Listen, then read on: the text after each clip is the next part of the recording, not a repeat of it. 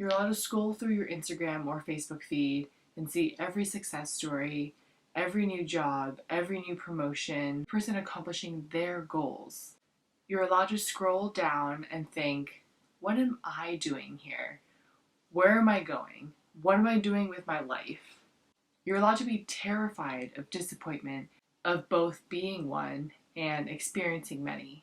I was doing a little bit of self-reflection to help me figure out the root cause of some of my insecurities. Oftentimes our insecurities cripple us or inhibit us.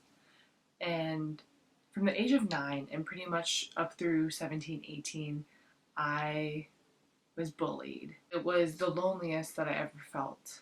I don't really know how to tell the story necessarily. I was in private school in kindergarten getting teased by this boy named Robert. Fortunately, due to other circumstances, I actually transferred out to a new school in a different neighborhood. Was I a quiet kid? Definitely. I never really learned how to handle new settings or new situations. I didn't really know how to fight verbally or physically because I never had to, and I didn't really learn how to. The closest I came to fighting as a kid was with my sister. We would circle each other while grabbing each other's arms. But if there's one thing that I've learned, if they want to bully you enough, they will find a way. It has and still does affect my social life. Most of my friends actually were a grade below me, but I didn't really care about that necessarily. I was just happy to have friends. I never really told anyone I was being bullied. You know, many things added up, but there was this one tipping point that really cracked the bottle inside of me, which led me trying to hurt myself, but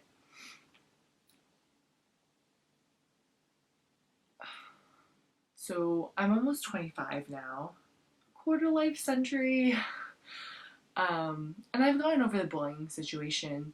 I don't hold a grudge. I don't play the popularity game.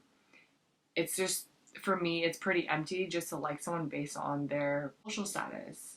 I've come to realize that acceptance of my peers can affect my mood.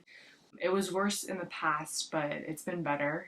If I begin to think that someone doesn't like me, I get a little bit anxious, but I know that not everyone's going to like me, and I know that I'm not going to like everyone I encounter.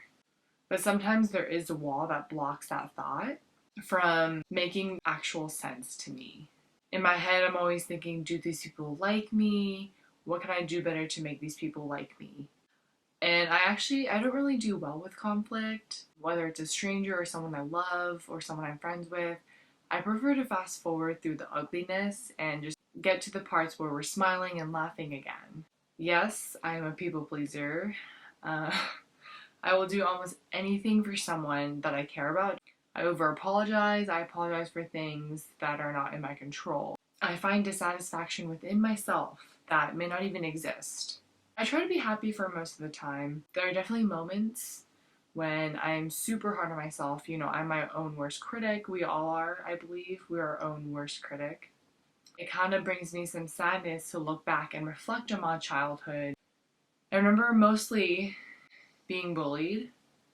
I wish I could go back in time to that young girl and bring her pictures. I would show her pictures of her future, pictures of friends that are quality friends. I want younger me to know that it will get better. I want you to know too, if you are currently being bullied or you've dealt with being bullied in the past, it does get better. And we can use these experiences to kind of reflect and to define our character.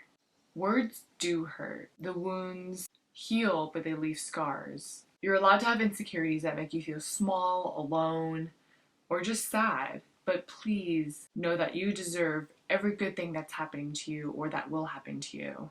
And please don't feel like these insecurities make you feel like you don't. Please don't let these insecurities feel like the people that you compare yourself to are better, prettier, smarter, skinnier, or more accomplished, because you can always look at someone and find one thing they have that you don't. But that isn't going to change who you are, and wishing to have what someone else has won't help you love yourself, even if you manage to attain it.